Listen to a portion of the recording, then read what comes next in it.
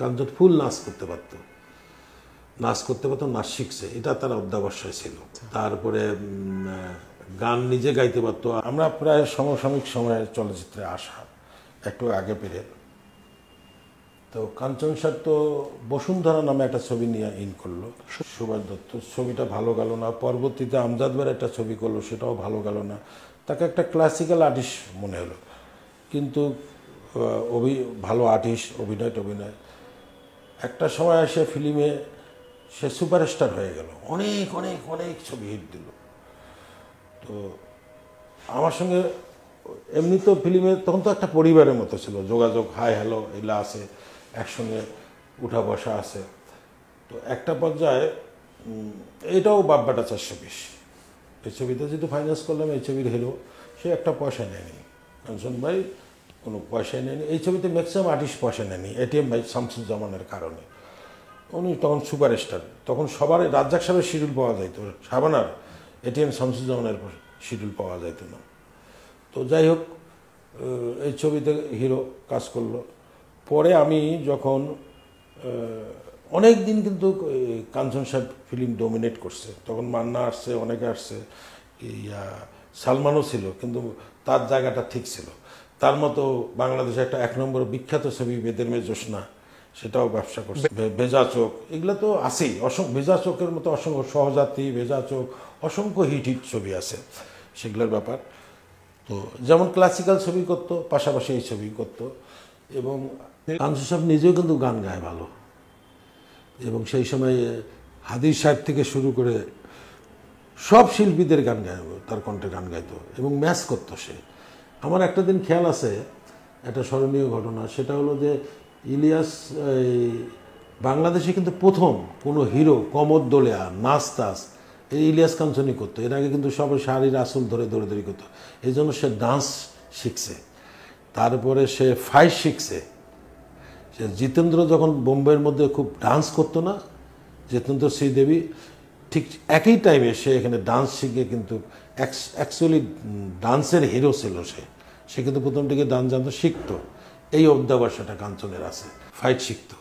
একমাত্র ফিল্মের হিরো, মানে আমাদের ফিল্ম এখান থেকে সৃষ্টি হওয়ার পর, জাভেদ তো অন্যরকম নাচেরই ছিল, কিন্তু এই রাজ্জাক ভাই বা আলমগীর সাহেব এরা যারা ছিল, এরা কিন্তু ওই পরিমাণ নাচ জানতো না, যতটুকু দেখার অতটুকু। কিন্তু কাঞ্চন ফুল নাচ করতে পারতো, নাচ শিখছে, এটা তার অধ্যাবসায় ছিল। তারপরে গান নিজে গাইতে পারতো। আর লাকিলি সে সমস্ত কণ্ঠশিল্পীর, পুরুষ কণ্ঠশিল্পীর ভোকালগুলো পেয়েছে। সে কেউ কোনো দিন ওই যে আমজাদ ভাইয়ের ছবি থেকে কত সুন্দর সুন্দর গান, তারপরে ভেজা চোখের গান, তারপরে সহযাত্রী গান, আর যদি তুমি ফুঁকে বলো বেদের মেয়ে জোসনার গান, সবগুলোই তার ইন্দ্রকিশোর অনেক গান পেয়েছে। আমি যে কথাটা বললাম যে কাঞ্চন সাহেবের কিন্তু একটা এক্সট্রা অতিরিক্ত সংযোগ, খুব সম্মানীয়, নিজে সম্মানিত এবং ফিল্মের লোকজনকেও অনেকদিন বেঁচে রাখবে সম্মানিত, তার নিরাপদ সড়ক চাই। জীবনে অনেক স্ট্রাগল। সে একবার তো অনেক আগে মারা যাওয়ার কথা ছিল, অ্যাক্সিডেন্ট করে হাড় হুড় ভেঙে সিঙ্গাপুরে গেছিল। তারপর তার ওয়াইফ গাড়ি অ্যাক্সিডেন্টে মারা গেল। অনেক তার কিন্তু স্ট্রাগল গেছে। তারপরে থেকে ফিল্মে অ্যাক্টিং করে এই জায়গায় এসে দাঁড়ায় আছে। কি কারণে বলছিলাম, আমাদের এখানে ধনী গরিবের প্রেমটা সবসময়, একটা জমিদারের ছেলে, সে প্রেমের কারণে জমিদারের ছেলে এটা রাখাল হয়ে প্রেম করতে গেছে। তো বেদের মেয়ে জোসনা তো সেম ওটা। তো বেদের মেয়ে জোসনাইটা একটা অনুপ্রাণিত এই জন্য হয়েছে, বেদের মেয়েও কিন্তু অনুপ্রাণিত, এর আগের ছবিগুলো ধনী গরিব অনুপ্রাণিত, তাদেরকে ফলো করেই হয়েছে ধনী গরিবের প্রেম। এই নারায়ণ ঘোষ মিতা ছবি বানাইতো, একটা পেপার বিক্রেতা, তার সঙ্গে বড় লোকের প্রেম। এই গায়ে সাইকেল নিয়ে যাচ্ছে ফারুক সাহেব, একটা পত্রিকা বাড়ির সামনে ঢিল মারলো, হেলদি মেয়েটা, বড় লোকের মেয়েটা দেখলো, এই প্রেম হলো। এখানে সবসময় চলে। সেই কারণে বলছিলাম যে এটাকে বেদের মেয়ে জোসনাকে ফলো করে।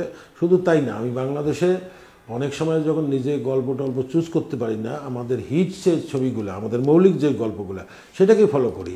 আর একটা খবর দেই যে 13 নম্বর ফেগুস্তা গান লেন একটা ছবি ছিল অনেক আগে, সেটাই আমার পৃথিবী তোমার আমার।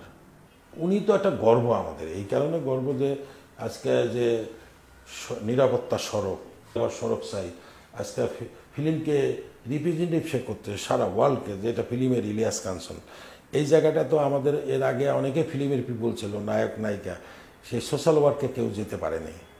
এটা কাঞ্চন সাহেবের বিকল্প আর ভবিষ্যতে আসবে কিনা আমাদের চলচ্চিত্রের, তার মূল্যায়নটা আমার কাছে বা তোমাদের সবার কাছে অন্যরকম।